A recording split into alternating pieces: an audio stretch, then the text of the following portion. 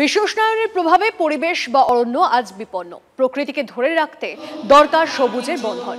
অরণ্য সপ্তাহ উপলক্ষে শনিবার বেথুন কলেজের স্কুলে পালিত হলো বৃক্ষদান কর্মসূচি। বেথুন কলেজের স্কুল ও পশ্চিমবঙ্গ বিজ্ঞান মঞ্চের উদ্যোগে এই সবুজের বন্ধনে বৃক্ষদান কর্মসূচি পালন। বিশিষ্ট নাট্যকার দেবশঙ্কর হালদার শপথ বাক্য পাঠ করেন। পরিবেশ বিজ্ঞানী তপন সাহা, বেথুন কলেজের স্কুলের প্রধান শিক্ষিকা শবরী ভট্টাচার্য সহ আরো অনেকেই উপস্থিত ছিলেন। বেথুন কলেজের স্কুল, স্কটিশ চার্চ কলেজের স্কুল, হিন্দু স্কুল সহ অন্যান্য স্কুলের ছাত্রছাত্রীরা উপস্থিত ছিলেন এই অনুষ্ঠানে। তাদের হাতে তুলে দেওয়া হয় চারা গাছ।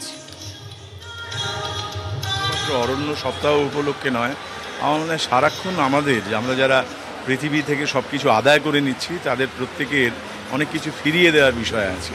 গাছের কাছে ফিরে যাওয়া, অরণ্যের কাছে ফিরে যাওয়া, প্রকৃতির কাছে ফিরে যাওয়া এবং নিজের ক্ষুদ্র স্বার্থটুকুর কথা না ভেবে যদি সামাজিক মানুষ হিসেবে পৃথিবীটাকে বাঁচানোর চেষ্টা করি তাহলে আরও বেশি বেশি করে এই সময়টার, এই উদ্যোগটার কথা ভাবা দরকার এবং এর জন্য আরও বেশি করে উদ্যোগী হওয়া দরকার। নিজেদের বাঁচার তাগিদেই এই ছাত্রছাত্রীরা নিজেরা এগিয়ে আসছে। তার কারণ এখন এই পাঠ্যপুস্তকের মধ্যেও বিশ্ব উষ্ণায়ন থেকে শুরু করে পৃথিবীর এই অবস্থানটা মোটামুটি এখন এটা ওয়াকিবহাল এবং প্রত্যেক বছরই এই বন মহোৎসব হয়।